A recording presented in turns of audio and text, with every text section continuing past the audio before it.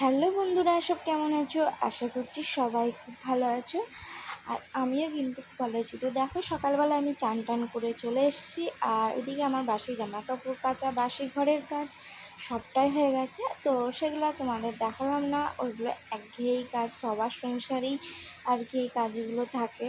তো সেইটাই আমারও সংসারে সেরকমই ওরকম সব কাজই থাকে। তো ঘরোয়া কাজটা করা হয়ে গেছে, আমার বাসি কাজ সবই সারা হয়ে গেছে, জামা কাপড় কাচাকুচি সব হয়ে গেছে।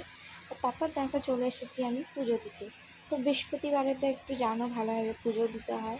তো এই হলো বৃহস্পতিবারে পুজো দিতে বসে পড়েছি।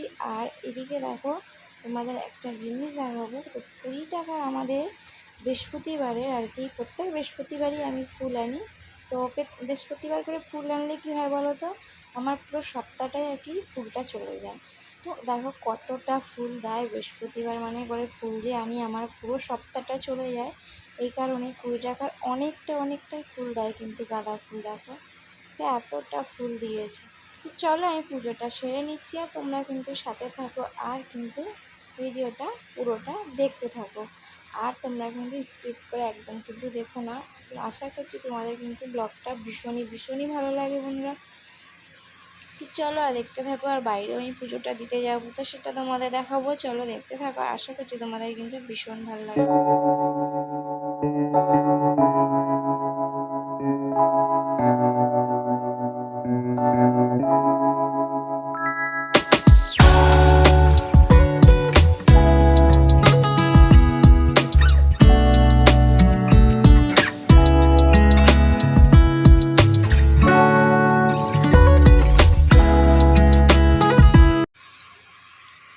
তো আমার মোটামুটি বলতে গেলে পুজোটা দেওয়া হয়ে গেছে। আর এদিকে দেখো আমার প্রিয় কিন্তু আমার পাশেই বসে আছে।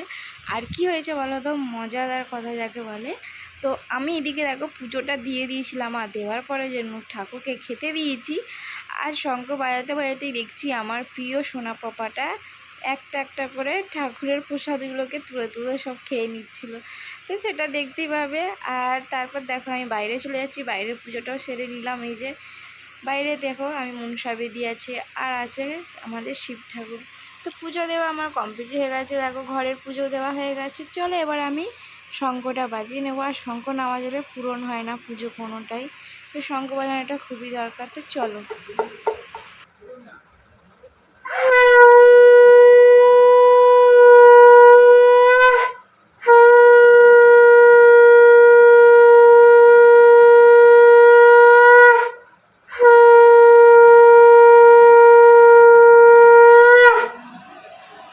তো এইদিকে দেখো আমি শঙ্করটা বাজাচ্ছিলাম, আর বইটা বললাম প্রিয় কিন্তু নতুন দানাগুলোকে দেখো তুলে কিন্তু সবকটাই মুখে খেয়ে নিচ্ছিলো। আর তারপরেই দেখো প্রিয়র পাপার সাথে প্রিয় একটু বেরু করতে বেরিয়ে পড়লো। বেরু করতে বলতে একটু জিনিস কেনার ছিল দোকানে, তো সে কারণে প্রিয় পাপার সাথেই চলে গেল নিয়ে। আর তারপরে দেখো আমি চলে এসেছি রান্নাঘরে। তো পুজোর তো আমার হয়ে গেছে ওইদিকে। আর বাসি কাজ মোটামুটি বললাম সবই আমার সকালবেলা হয়ে যায়। তো সব কাজটা সকালে হয়ে যায়, শুধু রান্নাটাই বাকি থাকে। তোই দেখো আমি চলে এসেছি আজকে রান্না করতে।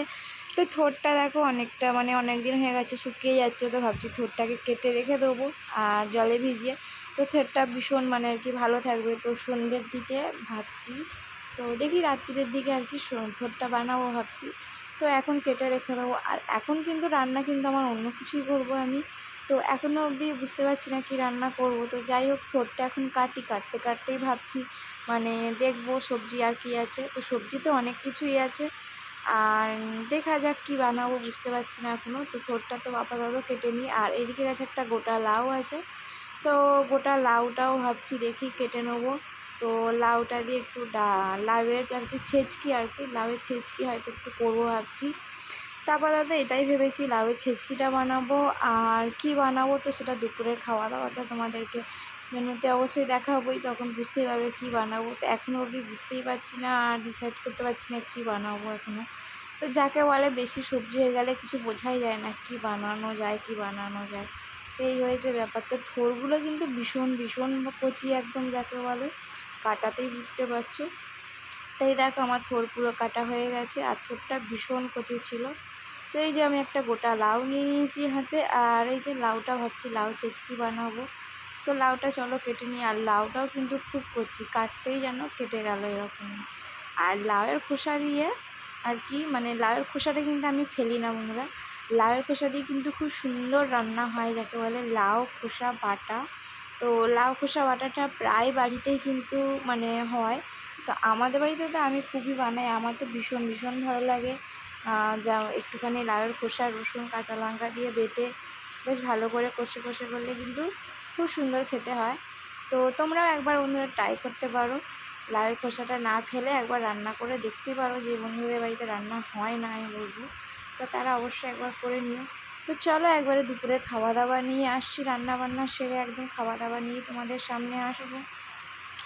তো এইদিকে দেখো আমার ভাত বাড়া হয়ে গেছে, আর দেখো এদিকে পুঁই শাক চচ্চড়ি করেছিলাম, আর করেছিলাম উচ্ছে আর বেগুন আর আলু দিয়ে একটা চচ্চড়ি হয়েছিল, চাটনি হয়েছিল, আলু ভাতে ছিল, একটু পান্তা ভাতে পান্তাও ছিল, আর ছিল লাউ ছিচকিটা বললাম, লাউ ছিচকি করেছি। আর এদিকে ভাত বাড়া হয়ে গেছে।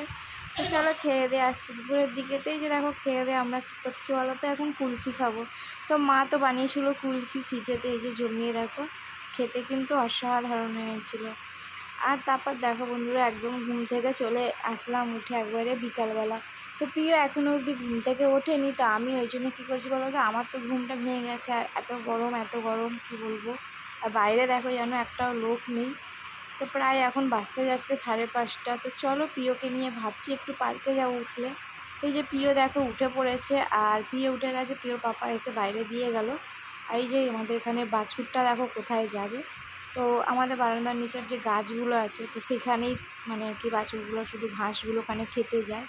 এর আগে তো অনেকগুলো অ্যালোভেরা গাছ বসেছিলাম, সব কটাই খেয়ে নিয়েছিল।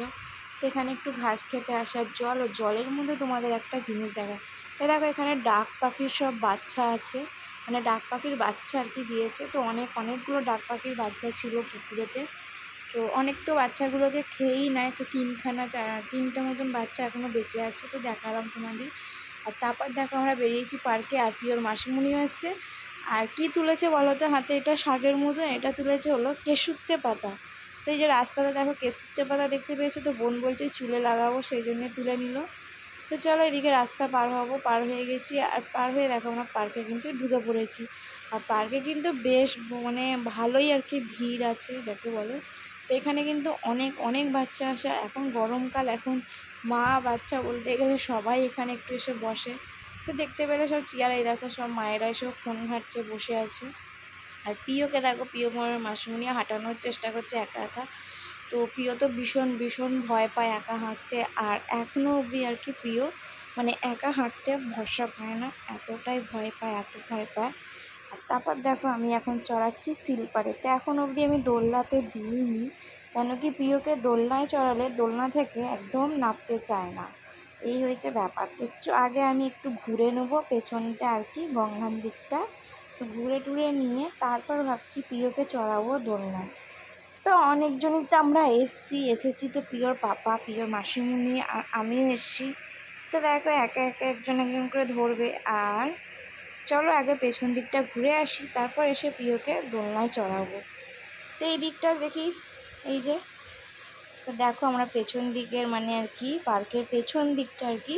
তো এখানে কি বলো তো বন্ধু, এখানে সবাই বসে বসে কিন্তু গল্পও করে, আর ভীষণ ভীষণ সুন্দর হাওয়া দেয়, গঙ্গার ধার আছে এখানটা, গঙ্গার সাইডেই পুরো। আর প্রিয়কে দেখো ওর মাসিমণি খালি হাঁটানোর চেষ্টা করছে, আর প্রিয় কিন্তু একদম একদম চেষ্টা করে না হাঁটার নিজে থেকে, এত ভয় পায়। আর আমি দেখো পুরো রাউন্ড দিয়ে আর কি পেছনটা আর কি মানে ঘুরতে ঘুরতে আর কি আসছি। তা এই সাইডটা তো তোমাদের একবার মানে গঙ্গাঘাটটা দেখিয়েছিলাম আমি পার্কে এসে। এই যে দেখো ওপারে কিন্তু দক্ষিণেশ্বর মন্দির আছে, আর আছে কালী মন্দির, শিব ঠাকুরের মন্দির। তো আমার কিন্তু সবকটা মন্দিরেই ঘোরা হয়ে গেছে ওপারে, আর অনেকগুলো মন্দির আছে ওপারেতে। তো সবকটাই দেখালাম, আর পেছনে কিছুক্ষণ বসেলাম, আর বসে টসে তারপর দেখো আমি আবার এদিকে চলে এসেছি। তো এবার কি বলো তো, এবার বন্ধুরা বাড়ি চলে যাব।